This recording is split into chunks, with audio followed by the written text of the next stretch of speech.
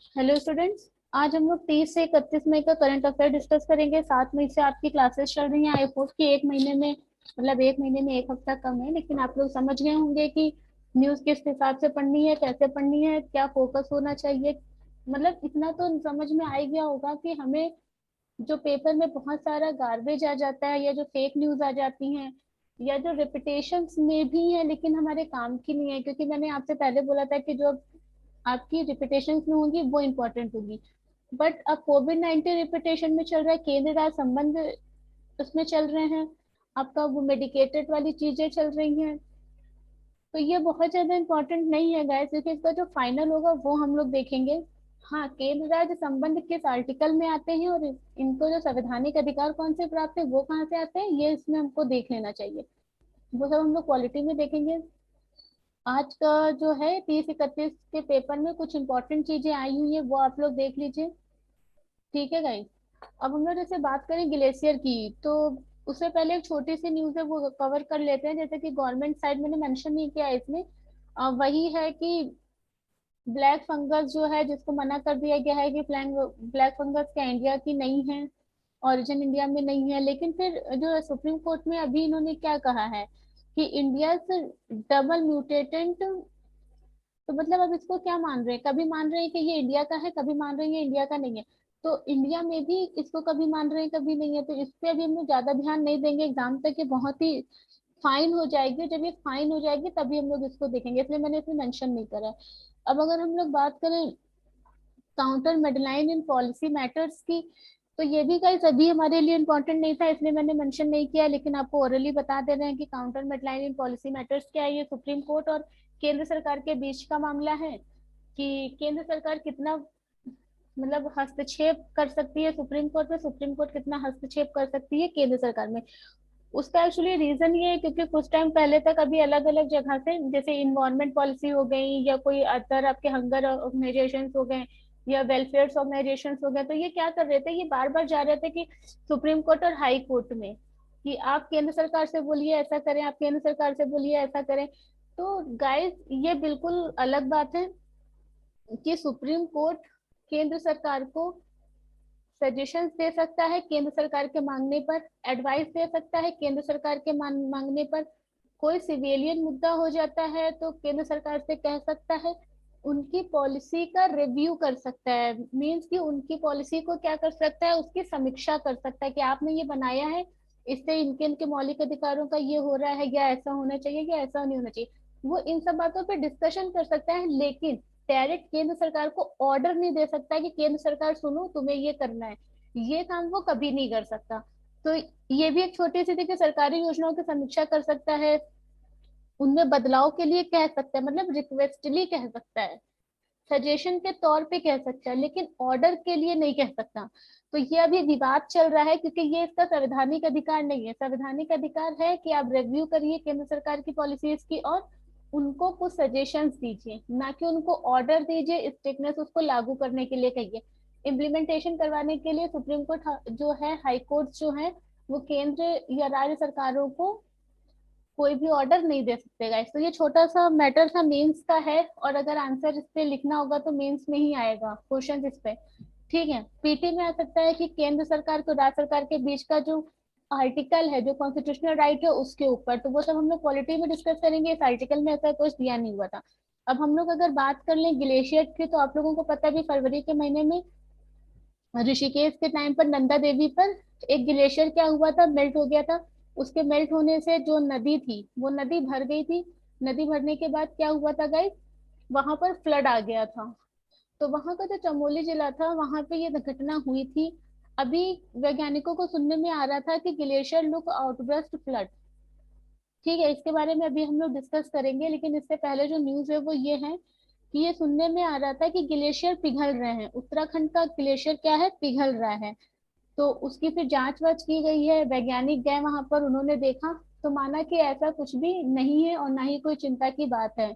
Successive disasters have left villages in Chamoli worried about their safety. लगातार आपदाओं ने चमोली में ग्रामीणों को अपनी सुरक्षा के लिए चिंतित कर दिया है। ऐसा कहा जाता है चमोली में बादल फटा था, अभी फिर सुनने में आ रहा था कि वहां पे ग्लेशियर क्या हो रहे हैं, मेल्ट हो रहे हैं। तो no cracks in glacier says Uttarakhand DGP. ठीक है, वहां के डीजीपी ने क्या बोला है कि ऐसा कुछ भी नहीं है, वो अफवाह टाइप की चीज थी। अब ये समझ लीजिए कि ये तो फिलहाल ज्योग्राफी का है, ग्लेशियर लुक आउटबर्स्ट फ्लड। अब देखिए ज्योग्राफी का ये क्वेश्चन आपका कहाँ पे रिलेट करेगा, सॉरी ये टॉपिक आपका कहाँ पे रिलेट करेगा, मैनेजमेंट डिजास्टर और ज्योग्राफी। तो पीटी में डायरेक्ट पूछ सकते हैं कि GLOF क्या है, ग्लेशियर लेक आउटबर्स्ट फ्लड क्या होता है, तो आप उसको डिफाइन कर लीजिए। ठीक है,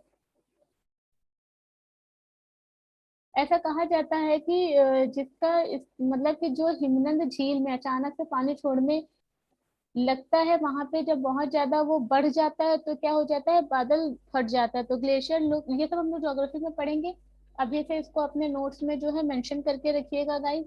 अब हम लोग आते हैं नेक्स्ट कांजीरंगा पे। ये इसका प्रोजेक्ट देख लीजिए, है कि NTPC Tapovan hydro power plant. ये आपका पीटी के लिए बहुत ज्यादा इंपॉर्टेंट रहने वाला है गाइस, इसलिए आप लोग उसको देख लीजिए। इसका ये इम्पोर्टेंट रहने की वजह क्या है ये भी समझ लीजिए, कि जब आपका ये फ्लड आया था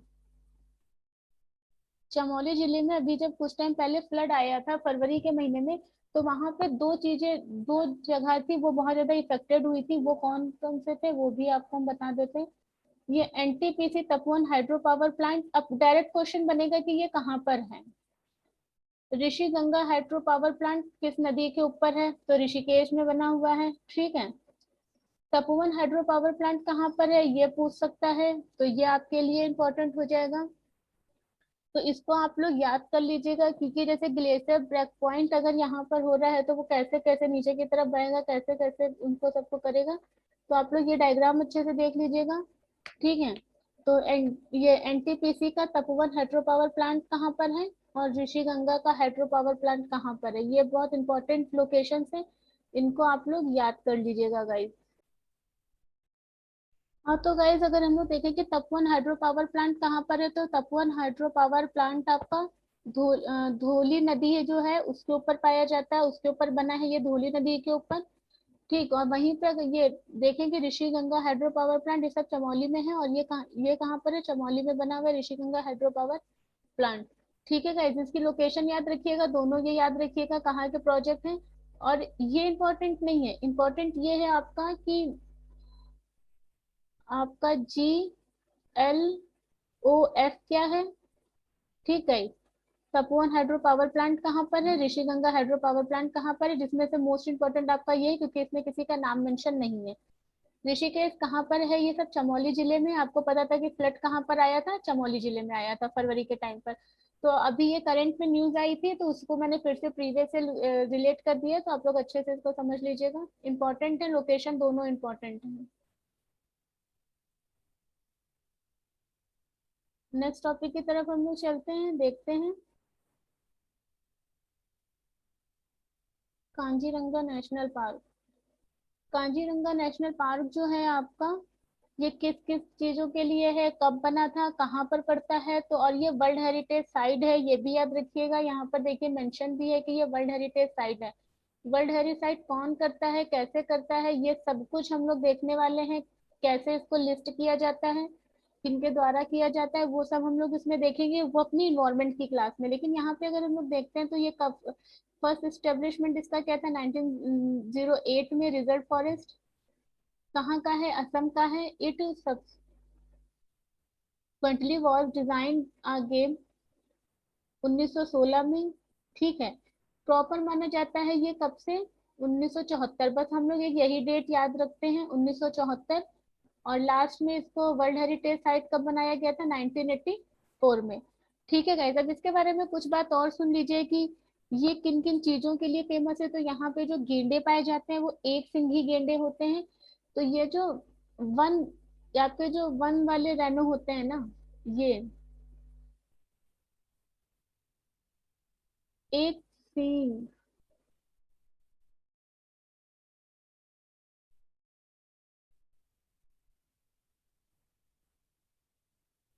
चल नहीं रहा है ये, एक सींग वाला गेंडा याद रखिएगा, हाथियों के लिए बहुत ज्यादा फेमस है। ठीक है, यहाँ एक सिंगी गेंडे का शिकार बहुत ज्यादा हो रहा था। याद रखिएगा पोचिंग कहाँ पर हो रही है, एक सिंगी उसकी रैनो की कांजीरंगा में। और एशिया का 70%, ठीक है। एशिया का यहाँ पर 70% क्या होता है, सॉरी, भारत का 70% रैनो कहाँ पर पाया जाता है, असम में ही पाया जाता है, यहाँ पाया जाता है। अब इनका जो पोचिंग को रोकने के लिए, इनके हैबिटेट को सुरक्षित रखने के लिए इसको तो असम सरकार ने क्या करा है, असम सरकार ने AFPF, Assam forest protect force बनाई है। क्या बनाई है, अ, कहीं मिल जाए तो पहचान लीजिएगा कि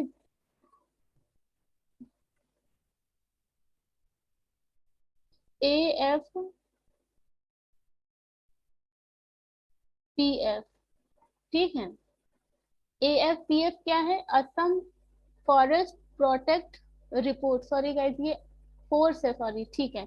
फोर्स है, किसने बनाई है, असम सरकार ने बनाई है। क्यों बनाई है, इसके जरिए क्या बनाना चाहते हैं, ये यहाँ पर जो हथियार, सॉरी, यहाँ पे जो भी रेनोज हैं, एलिफेंट्स हैं या अदर जो हैं, उनको क्या प्रोटेक्ट करना चाहते हैं, रिजर्व एरियाज को बढ़ाना चाहते हैं।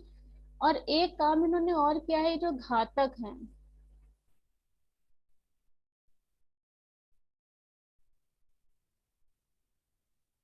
ये जो घातक है, घातक नामक एक हथियार इनको दिया गया है। माना जा रहा है कि ये जो AK-47 है, इंडिया की जो सबसे अपडेट मानी जा रही है, AK-47।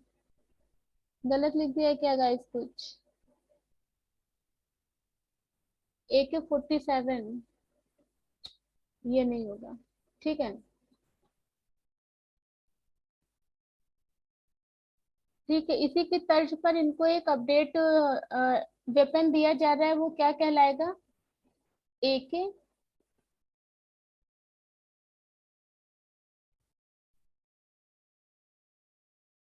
सॉरी गाइस, 203, ठीक है, ये इनको दिया जा रहा है।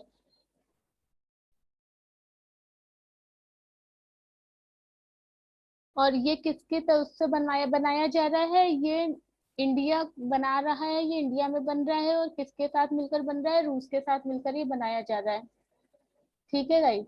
इसको याद रखिएगा, कहीं पर देखने में मिल जाए AK-203 क्या है, कोई केमिकल कंपोजिशन है या कोई मिसाइल है या कुछ है, तो AK-203 क्या है, एक वेपन है, AK-47 की तरह। चलिए हम लोग नेक्स्ट टॉपिक की तरफ चलते हैं। कांजीरंगा नेशनल पार्क के बाद हम लोग देखते हैं conserving wild life, SMTR becomes the fifth tiger reserve in Tamil Nadu. ये अभी गाइस बनाई गई थी, ये थोड़ा ऊपर चला गया है।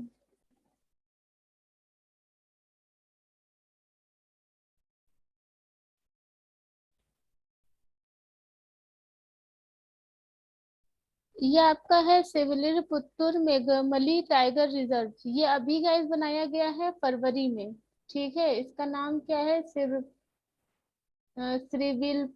पुत्तूर, एक मिनट गाइस, इसका पूरा नाम है, ये जो, ये दो हैं, एक इसको और एक आपका मेगा मलाई, दो टाइगर रिजर्व थे ये, एक ये था और एक आपका कौन सा था,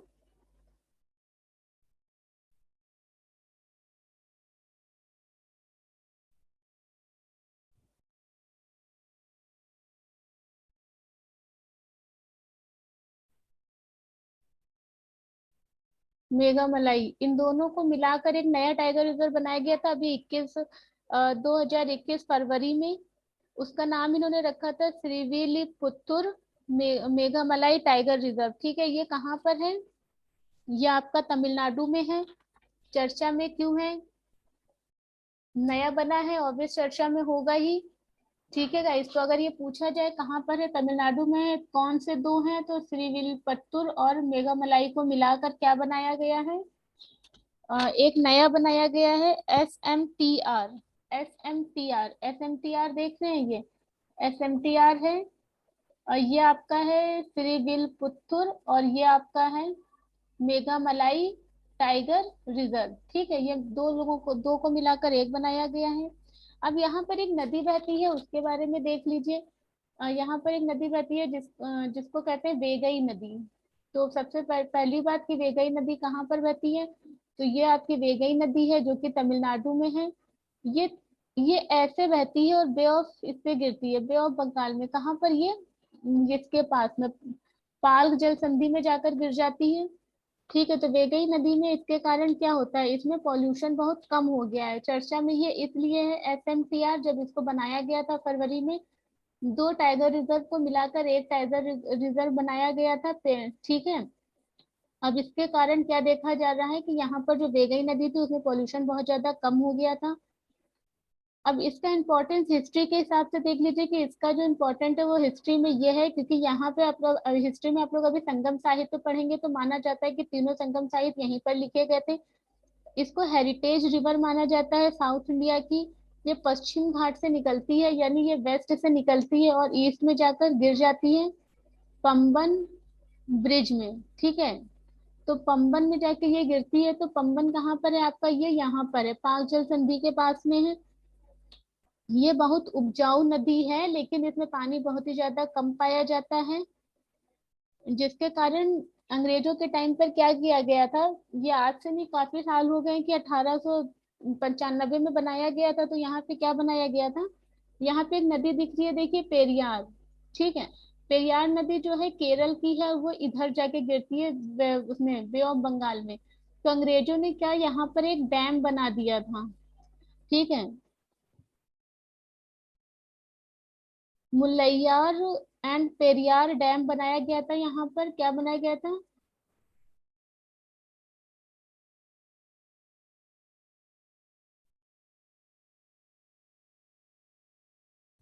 ये डबल एल है गाइस, आपका ए है, आई है। क्या हो रहा है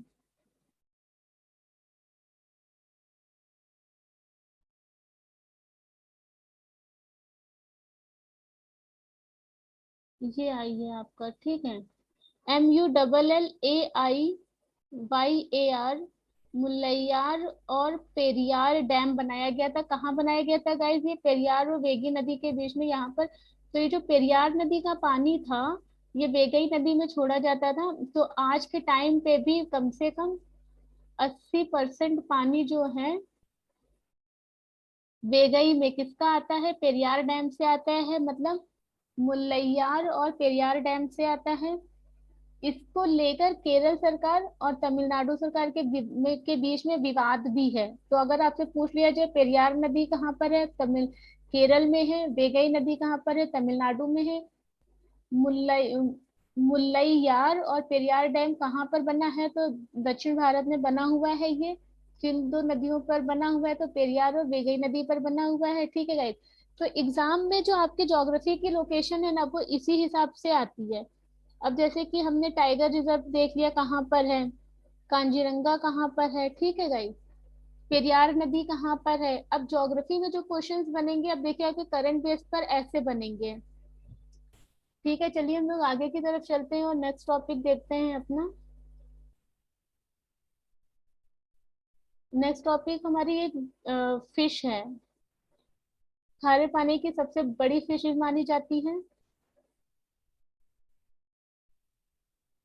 ये देखें, बेलुगा स्ट्रॉन्जिनो, ये क्या है, ये एस्ट्रोजिनो क्या है, ये बेलुगा स्ट्रॉन्जिन।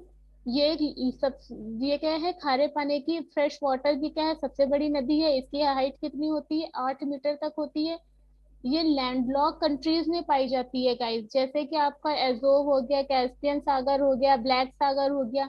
एशिया और यूरोप के मध्य के बीच में जो नदियां बहती हैं, यूरोप और एशिया के बीच में जो नदियां बहती हैं, जो लैंडलॉक सागर हैं हमारे, जो नदियां जाकर उन लैंडलॉक सागरों में गिरती हैं, ये वहां पे पाई जाती है गाइस। ठीक है, तो ये क्या है कि ये this largest which is the lake stronger, the planet largest fresh water fish species in the blongan strongen. तो ये क्या है आपकी, सबसे लंबी है स्ट्रॉन्जन की, क्या है ये, प्रजाति की है, नाम इसका याद रखिएगा, बस डायरेक्ट अगर कुछ एग्जामिनर पूछेगा तो ये नाम ही आपसे पूछेगा। किस वाटर में मिलती है ये पूछेगा, तो ये फ्रेश वाटर में मिलती है। किस एरिया में मिलती है, तो यूरोप में मिलती है, और यूरोप और एशिया में मिलती है। ठीक है। लैंड लॉक जो हमारे सागर है उनमें मिलती है, जैसे कि कैस्पियन सागर हो गया हमारा, और कौन सा हो गया, काला सागर हो गया। ठीक। इसको हुसो हुसो भी कहते हैं, इसका एक अदर नेम क्या है?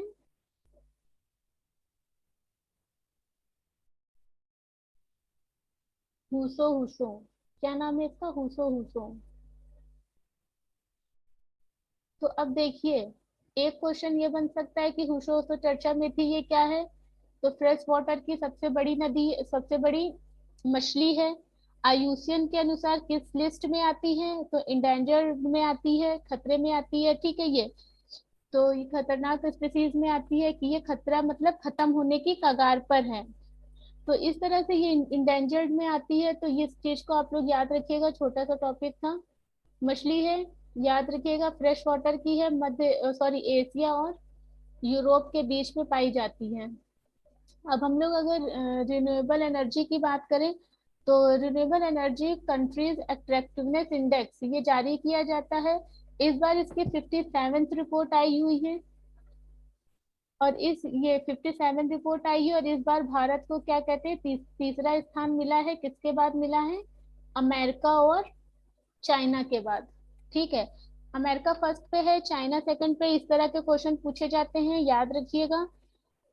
इसको जारी कौन करता है ये देख लीजिए, तो earnest and young young.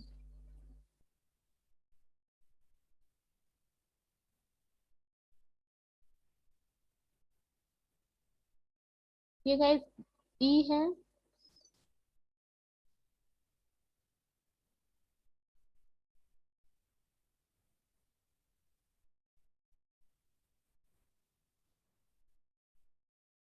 Young, ठीक है। एंजर्स और क्या करता है, यंग है। इसको जारी किसने किया है? एर्नेस्ट और यंग ने जारी किया। ऐसे डायरेक्ट क्वेश्चन पूछ सकता है कि आरईसीआई जो अभी जारी किया गया है, ये किसके द्वारा जारी किया जाता है? तो एर्नेट एंड यंग के द्वारा जारी किया जाता है। इनकी कौन सी रिपोर्ट आई थी अगर पूछा जाएगा, तो 57th रिपोर्ट आई थी इनकी। ये साल में कितनी बार आता है? तो गाइज ये साल में आता है आपका 2 बार आता है। और ये किस लिए आता है? ये इस चीज को असिस्टेंट करता है, इस बात के इन्वेस्टमेंट करता है कि अक्षय ऊर्जा निवेश और तैनाती के अवसर के आंकड़ों पर रैंकिंग करता है। मतलब कि आपका रिन्यूएबल एनर्जी के लिए सबसे ज्यादा फंड कहाँ पर आया है, किन देशों में आया है? तो भारत में आया है, अमेरिका में आया है, चीन में आया है। तो उसके हिसाब से पहला फंड अमेरिका में गया है, दूसरा फंड कहाँ गया है? चाइना में गया है, और इस बार भारत की रैंकिंग थर्ड है। उसका रीजन ये है कि जैसे भारत अपने ग्रीन हाउस इफेक्ट्स को कम करने के लिए या अपना CO2 को कम करने के लिए क्या कर रहा है, फोटोवोल्टिक्स, सोलर फोटोवोल्टिक्स टेक्नोलॉजी का प्रयोग कर रहे हैं, या हम लोग CO2 कम कर रहे हैं, पेड़ लगा रहे हैं। तो इन सब के लिए फंडिंग कहाँ पर आई है? क्लाइमेट को बचाने के लिए इंडिया में आई है, थर्ड नंबर पे। इसको आप लोग याद रखिएगा, इंपॉर्टेंट है इस साल के लिए भी और अगले साल के लिए भी, इसमें से क्वेश्चन आएंगे ही आएंगे गाइस। बाकी कुछ इसमें बहुत ज्यादा इंपॉर्टेंट नहीं है। अब हम लोग बात करते हैं चाइना की। चाइना ने अपना जो है स्पेस क्राफ्ट, मतलब अपना जो है कार्गो भेजा हुआ है। जो कार्गो भेजा है इसने अपना किसके, स्पेस क्राफ्ट के लिए, वो कौन सा है ये देख लीजिए। तो ये तो जैसे कि होता क्या है, जैसे इंटरनेशनल लेवल पर हमारे जो है 16 लगे हुए हैं। ठीक है, एक जैसे ऐसे ऐसे करके ऊपर जा करके ऐसे वो लोग बना लेते हैं चैम्बर टाइप के। तो ऐसे इंटरनेशनल जो है वो 16 हैं, लेकिन चाइना के कितने हैं? 3 हैं। ये जो चाइना ने अभी बनाया है, ठीक, ये इनका क्या है, 3 है। और ये खुद के चाइना के हैं। इसमें ये क्या करेंगे, जिसमें इनका है LM5B। ML5B के अंदर है इनके 3। इस मिशन में ये एक भेजेंगे, फिर 2 भेजेंगे, और फिर 3 भेजेंगे। उसी के हिसाब से इनका है M7। ये सब गाइस याद नहीं करना है, बस आपको पता होना चाहिए कि अगर तैंजो देखने को मिल जाए तो कहाँ आएगा। तैंजो के ये जो है ये कितने हैं इनके, ये तियांजो के कितने हैं, 4 हैं। अभी इन्होंने दूसरा भेजा है, 3 और 4 ये अभी भेजने वाले हैं अपने मिशन मोड में। और तीसरा है इनका जो लास्ट है इनका LM2F सिंजो से। जो इनका शेंजो है उसमें ये किसको भेजेंगे, उसमें ये मानव को भेजेंगे। ये इनका मानव होगा, ये इनका मैन मिशन होगा। ये वाला इसमें ये सामान वामान अपना भेजेंगे, वहां पे डॉकिंग करवाएंगे। इससे भी ये वही काम करवाएंगे अपना, ये स्टेबल करेंगे इनको ले जाके फिर एक एक में सामान भरेंगे। ठीक है, ये अपना इंटरनेशनल लेवल पर स्पेस सेंटर बना रहे हैं जाकर। तो इनका ये जो मिशन होगा ना, बस ये डायरेक्ट पूछ सकता है कि सेंजियोन क्या है, तो सेंजियोन किसका है ये पूछ सकता है। LM किसका है, LM5B किसका है। या इसमें जो 3 है वो कौन कौन से हैं ये सुन लीजिए। तानही, वेंटन, मैगिंशन, ये क्या है, इनके 3 हैं। ये सब इंपॉर्टेंट नहीं है, बस ये वाले नाम याद रखिएगा, ये सब चाइना के मिशन है। ठीक है, और इनका जो LM24 है ये क्या है, मैन मिशन है। पेपर में आता रहेगा, अभी ये बहुत रिपीटेशन में होगा। और ये वाला जरूर याद कर लीजिएगा, ये वाला। वो इसलिए अब देखिए इधर सेंजो, सेंजो 12 और 13 लेटर इन दिस ईयर। ठीक है, कार्गो स्पेस क्राफ्ट है, ये इनके क्या होंगे, ये इनके 4 हैं। 2 भेजा है, 3 और 4 अभी भेजेंगे। सेंजो और सेंजो 13, ये सब क्या है, इनके चाइना के मिशन है जो ये कर रहे हैं। तो आप लोग इनको याद रखिएगा, बस इनके नाम थोड़ा थोड़ा याद रखिएगा। अगर पूछ ले कि किस देश का है तो चाइना का है, और किस लिए है तो आपको ये पता होना चाहिए बस। नेक्स्ट की तरफ चलेंगे, बाकी जब साइंस और साइंस और टेक्नोलॉजी करेंगे तो उसमें इसको हम लोग डिटेल में करेंगे। ये बस न्यूज है कि आप इसको देखते चलिए। ECLGS जो आपके ये है आपातकालीन क्रेडिट लाइन गारंटी योजना, इसके बारे में पढ़ लीजिए। 4.0 अब ये आ चुकी है। इसको लॉन्च किया गया था पहले, किस लिए, जब फर्स्ट वेव आई थी उसकी, कोरोना की। तो उस टाइम पर जो भी इकोनॉमिकल क्राइसिस आया था, जो भी इकोनॉमिकल लॉस हुए थे, लोगों की जॉब गई थी, तो उसके लिए ये क्या था कि लोगों को फंड प्रोवाइड करवाना था, MSMEs को करवाना था, SSMEs को करवाना था। ठीक है, रेडी वालों को करवाना था। तो आप लोगों ने देखा होगा गरीब कल्याण योजना के तहत कितने सारे लोन वगैरह बांटे गए थे। उसके बाद इसमें इन्होंने बाद में सरकारी योजनाओं को भी शामिल करने के बाद इन्होंने बाद में क्या करा था, बड़ी कंपनियों को भी शामिल कर लिया था। पहले छोटी छोटी कंपनीज को शामिल किया था, अब ये फिर से इसको लेकर आए हैं। और अब इन्होंने बोला है कि ये इसमें जो है किसको शामिल कर लेंगे गाइस। अब ये इसमें बोले हैं कि अब अस्पतालों को शामिल कर लेंगे, नर्सिंग होम को, क्लिनिक्स को, मेडिकल कॉलेजेस को, ऑनलाइन ऑक्सीजन साइट्स को कर लेंगे। एक्चुअली ये है कि अगर कोई भी मेडिकल लाइन में ऑक्सीजन के प्लांट्स को लगाता है तो उनको ये क्या कराएंगे, फंड प्रोवाइड करवाएंगे। इंटरेस्ट कितना होगा, 7.5%। ठीक है गाइस, छोटी सी न्यूज थी, काम की है, लेकिन प्री मेंस में तो नहीं काम आएगी, लेकिन मेंस में रेफरेंस देकर लिखने के ये जरूर काम आएगी। और ऑब्वियसली प्री में तो ये काम आएगी ही आएगी कि फर्स्ट वेव में कौन कौन शामिल था, सेकंड में क्या क्या शामिल था, 3 में क्या क्या शामिल था। तो ये चीजें तो काम आएंगी ही आपके। तो पहले इन्होंने क्या किया था, MSME के लिए किया था, फिर उसी बार उसमें इन्होंने क्या किया था, बड़ी कंपनियों को भी शामिल कर दिया था। और अब इन्होंने मेडिकल सेक्टर को भी शामिल कर लिया। मेडिकल सेक्टर को क्यों शामिल कर लिया, जिससे वो ऑक्सीजन के प्लांट अपने वहां लगा सके। ऑक्सीजन के प्लांट क्यों लगा सके, क्योंकि हम लोग अभी देख रहे थे कि लॉकडाउन के टाइम में ऑक्सीजन कितनी ज्यादा डिमांडेड हो गई थी। India export 4.5 MT billion rice to Ghana and Yemen. बहुत इंपॉर्टेंट है गाइस।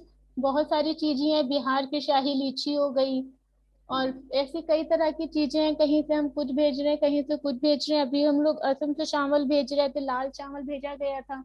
अब हम लोग व्हाइट राइस भेज रहे हैं, जो गैर बासमती चावल है, नॉन बासमती है। ये देखिए नॉन बासमती चावल है, याद रखिएगा। तंजावुर डिस्ट्रिक्ट है। तंजावुर डिस्ट्रिक्ट कहाँ पर पड़ता है, तमिलनाडु में पड़ता है। तमिलनाडु का एक गांव है कुंबा कोनाम।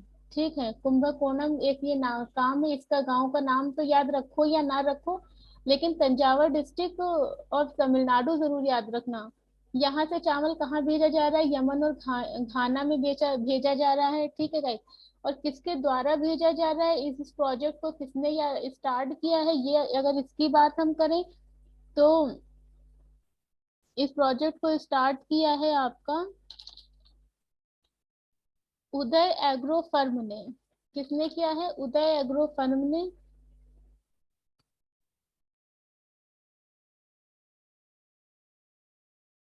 एग्रो मतलब तो समझ ही रहे होंगे आप लोग, एग्रीकल्चर। उन्होंने अपना ये नया बनाया है उदय एग्रो फर्म। उदय एग्रो फर्म ने अपना क्या किया है, तमिलनाडु में जाकर तंजावर डिस्ट्रिक्ट के कुंभकोणम गांव से चावल खरीदे हैं। चावल खरीद कर उसको यमन और घाना में बेचा है, और उससे उनको बहुत ही ज्यादा बेनिफिट हो रहा है। ये चावल बहुत ही वहां पे पसंद किया जा रहा है, मांगा जा रहा है बार बार। इसमें इनकी हेल्प किसने की है? ओवेस अपेडा ने की है, और हम लोग शुरू से अभी तक अपेडा को बहुत ज्यादा टारगेट करके पढ़ते आ रहे हैं। तो गाइज याद रखिएगा, अपेडा एक एग्रीकल्चर के लिए बहुत ही इंपॉर्टेंट फर्म है आपकी।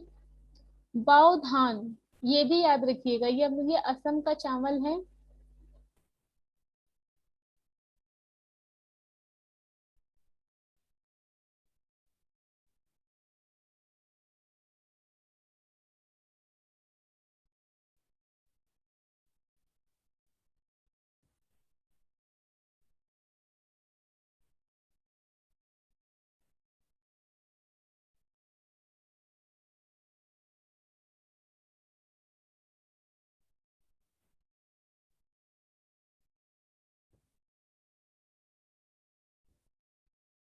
ये जो बाओधान चावल है कहाँ का है? असम का है। और कहाँ बेचा जा रहा है? यूएस में बेचा जा रहा है। आयरन रिच चावल है, और ऑब्वियस किसकी मदद से बेचा जा रहा है आपका? उसके अपेडा की ही मदद से भेजा जा रहा है, ठीक है। नेक्स्ट न्यूज की तरफ मूव करते हैं हम लोग। आई थिंक आपको ये न्यूज क्लियर होगी।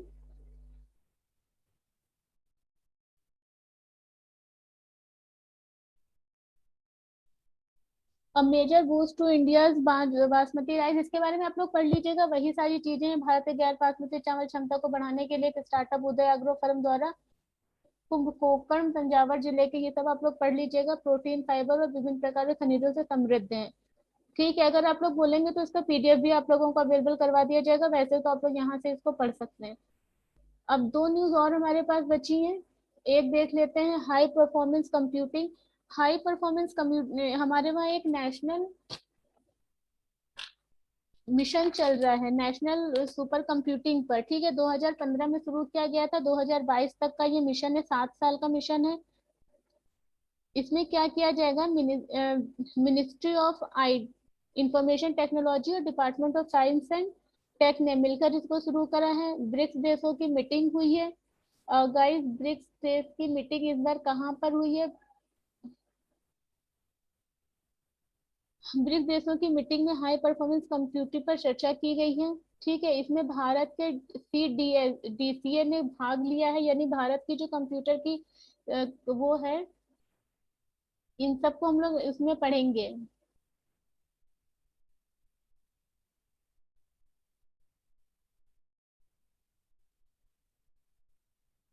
किया गया है। तो South Africa on 13 May hosted and, कहाँ पर हुई है?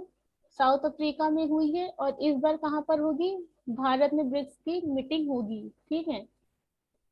सॉरी गाइस, ये सीक्वेंस में चलता है, याद रखिएगा। इस बार हुई है साउथ अफ्रीका में। अब जो 2022 की होगी वो होगी ब्राजील में, रशिया में। यानी 2022, 23, 24 और 25 की होगी भारत में। ये इसी सीक्वेंस में चलता है, ठीक है। तो ये आप लोग ये देखिएगा। साउथ अगर से मान लो कभी नहीं पढ़ा है और पूछ लेता है कि ब्रिक्स देश की मीटिंग 2023 की कहाँ पर हुई है, और आपको पता हो कि अ, इसकी साउथ अफ्रीका की हुई थी 21 में, तो 23 की रशिया में होगी। अपने आप ही पढ़ इसको समझ लेंगे आप लोग। इसमें टेक्नोलॉजी के ऊपर फोकस किया गया है कि मेडिकल फील्ड में, एग्रीकल्चर फील्ड में, ठीक है, इंडस्ट्रियल फील्ड में, हर जगह पर टेक्नोलॉजी के प्रयोग को बढ़ाना है। इन लोगों ने मीटिंग की है, बस छोटी सी बात है ये। भारत का सीडीएसई क्या है, ये हम लोग पढ़ेंगे अपना साइंस टेक में। और department of science and technology और ministry of information and technology दोनों ने मिलकर इसमें पार्टिसिपेट किया है। कहाँ पर? साउथ अफ्रीका में जो मीटिंग हुई थी ब्रिक्स देशों की हाई परफॉर्मेंस कंप्यूटिंग मशीन, ठीक है, मीटिंग में। चलिए गाइस नेक्स्ट टॉपिक की तरफ चलते हैं।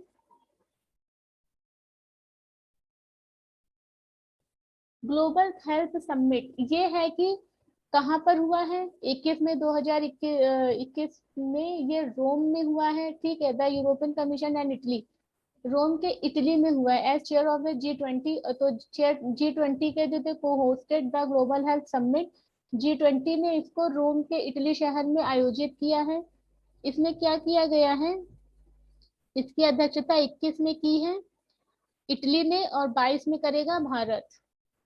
बस यही इंपॉर्टेंट है कि 21 का कहाँ पर हुआ था और 22 में कहाँ पर होगा। ये दोनों में से कोई भी क्वेश्चन पूछ सकता है, क्योंकि अगर भारत किसी इंटरनेशनल समिट में पार्टिसिपेट करता है तो ऑब्वियस वो इम्पोर्टेंट है, उसका वो सदस्य ऑब्जर्वर्स है कि उसका प्रेसिडेंट के रूप में एज अ मेंबर है, ये सारी चीजें होस्ट कर रहा है नहीं कर रहा है, ये सारी चीजें वहां पर होती हैं। अब क्यों होगा? तो आजकल हर मीटिंग में एक ही चर्चा चल रही है, कोविड-19 पैंडेमिक। उससे निकलने के लिए जो हम कर सकते हैं वो यहाँ पर क्या किया जाएगा? रोम डिक्लेरेशन किया जाएगा। रोम डिक्लेरेशन जब ये आ जाएगा तो हम लोग इसके बारे में पढ़ेंगे, ठीक है गाइस। ये सब हम लोग इन्वायरमेंट में पढ़ेंगे कि रोम डिक्लेरेशन किया है, जियो दी सॉरी गाइस, रियो दी जेनेरियो क्या है, 1992 का पूरा मिशन क्या है, CDC क्या है, ये सारी चीजें हम लोग कहाँ पढ़ेंगे? IUCN क्या है, सब कुछ हम लोग पढ़ेंगे इन्वायरमेंट में। छोटी सी न्यूज थी, ग्लोबल हेल्थ समिट कहाँ हुआ है? तो रोम के इटली में हुआ है। 2021 का, 2022 का कहाँ पर होगा? भारत में होगा। 2021 के ग्लोबल हेल्थ समिट में क्या किया जाएगा? रोम डिक्लेरेशन किया जाएगा, पे चर्चा की जाएगी। और सबसे लास्ट बात, ग्लोबल हेल्थ समिट है तो हेल्थ से ही क्लियर है कि हेल्थ के ऊपर ही डिस्कशन किया जाएगा, ठीक है गाइज। आज की क्लास यहीं पर रोकते हैं, नेक्स्ट क्लास में मिलते हैं। Okay guys, bye, thank you.